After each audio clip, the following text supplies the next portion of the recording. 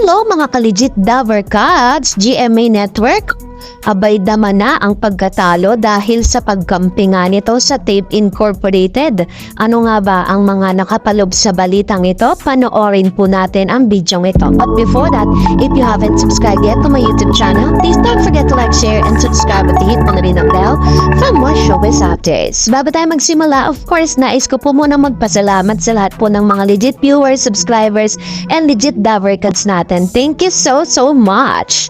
At ngayon pag-usapan nga natin ito dahil matapos nga na i-anunsyo ng GMA Network Kapuso na sila po ay magsasanib puwersa na. Kumbaga gumawa na po sila ng sarili nilang kaparaanan para po matulungan ang Tape Incorporated pagdating po sa online views. Kasi po maraming beses o ilang buwan na po na umiere ang Tape Incorporated na dito po sa kanilang network at the same time sa social media platform, pero hanggang sa ngayon ay hindi pa rin nila ito nakikitaan ng magandang feedbacks. Kaya naman isa sa mga talagang ginawa na po ng GMA na bagay na hindi nila ginawa sa TVJ, no? Ito po sabi dyan, News Bites, programang Eat Bulaga mapapanood na rin sa Kapuso Stream, GMA Network Incorporated official Facebook at YouTube pages. So, ibinalita nga po, official ng inanunsyo ng GMA Network na meron pong dalawang platform na gamit ngayon ang kanila pong YouTube channel na may 33 million plus na subscribers at Facebook page na meron ding million followers ay ipinagamit na po nila sa Tape Incorporated or Tape Bulagta, kung saan ito po ay gagamitin na para po sa kanilang pagla-livestream araw-araw ng kanilang programa. Ito po ay ininunsad nila para po talagang makita kung gagana ba ang resulta. Ano nga ba, may epekto nga ba ang lahat ng kilos o ng actions po ng GMA? Yung kanilang numero pagdating po sa concurrent viewers, ako po, Diyos ko, napakalayo kumpara dito sa EAT ng TVJ sa TV5 at dito sa It's Showtime. Napakalayo mga kababayan. Kaya ito titingnan natin kung gaano kalayo ba talaga.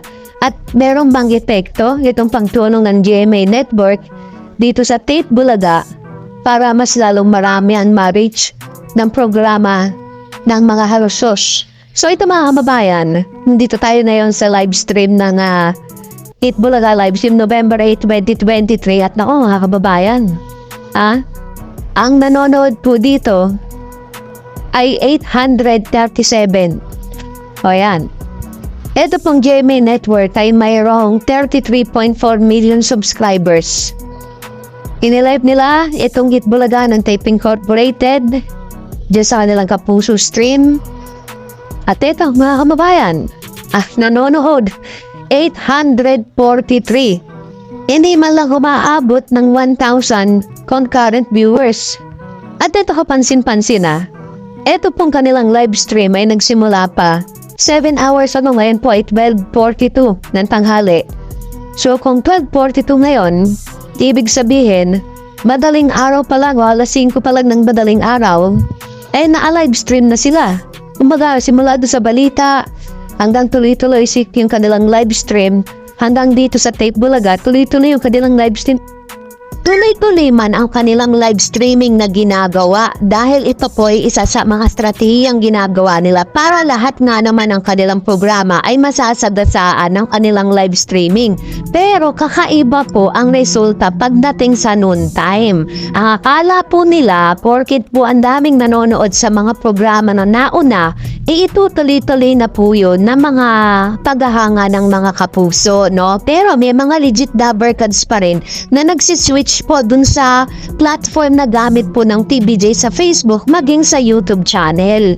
Kasi po kung matatandaan ninyo, gamit na rin po ng Tape Bulagta ang YouTube channel po, ang original YouTube channel ng Branded Eat Bulaga na meron pong napaka-million subscribers na rin, pero ang concurrent viewers na nakukuha nila, pinakamataas na po, bigyan na natin 1,000.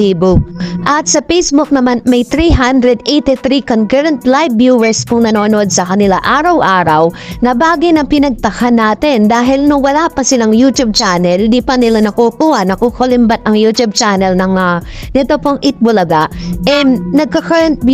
Concurrent viewers sila na umaabot sila ng 2,000, which means lahat po ng mga nanonood sa Facebook ay nag-switch lang po sa YouTube.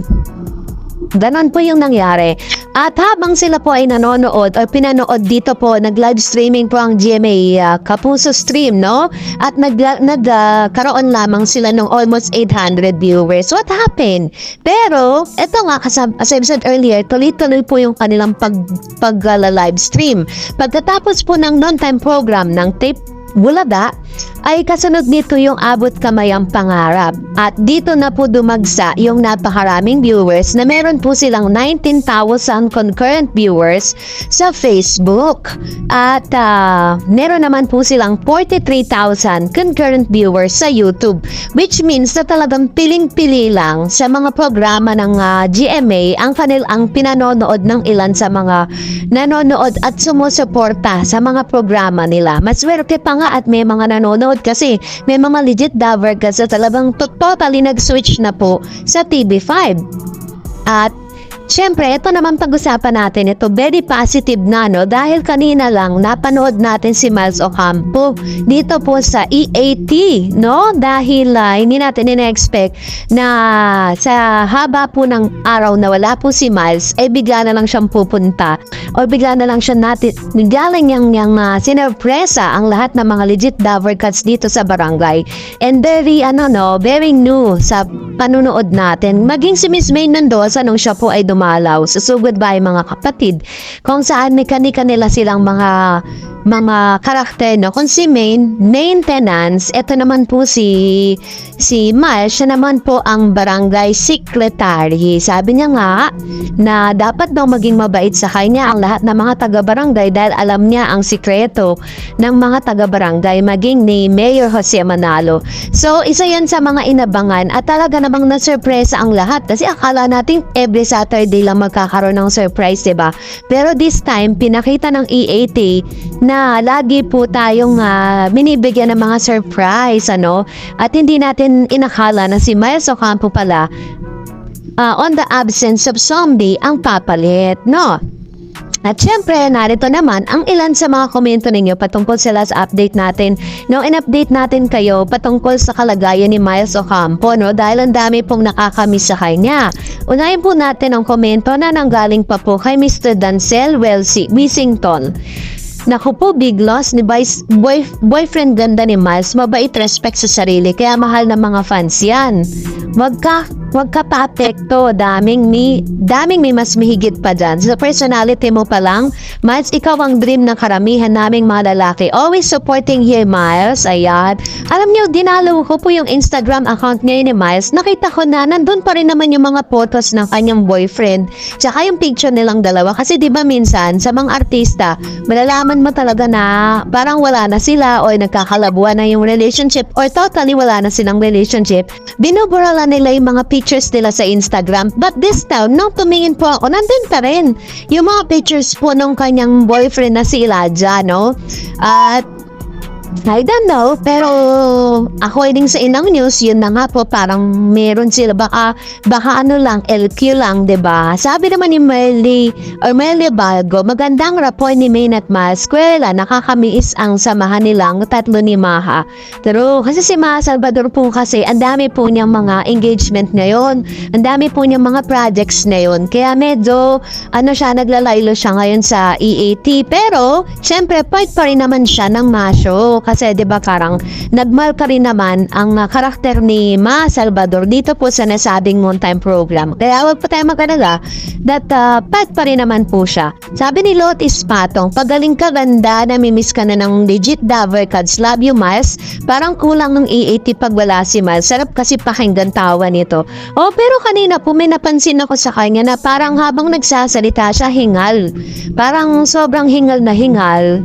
At parang hirap. Kasi nung nagkaroon po siya, bago siya operahan doon sa thyroid niya, ganyan din yung nararamdaman niya. Di ba nung nagkaroon po siya ng parang interview, sinabi nila na meron kasing parang bumabalik na ganyan eh. So sana lang wag, no? Wag nang bumalik yung sakit na yon para hindi na naman siya ma-operahan. So anyway, salamat po sa inyong mga komento. Please don't forget to like, share, and subscribe. At i-follow niyo na rin ang aking Facebook page for more updates. God bless everyone. See you on my next vlog.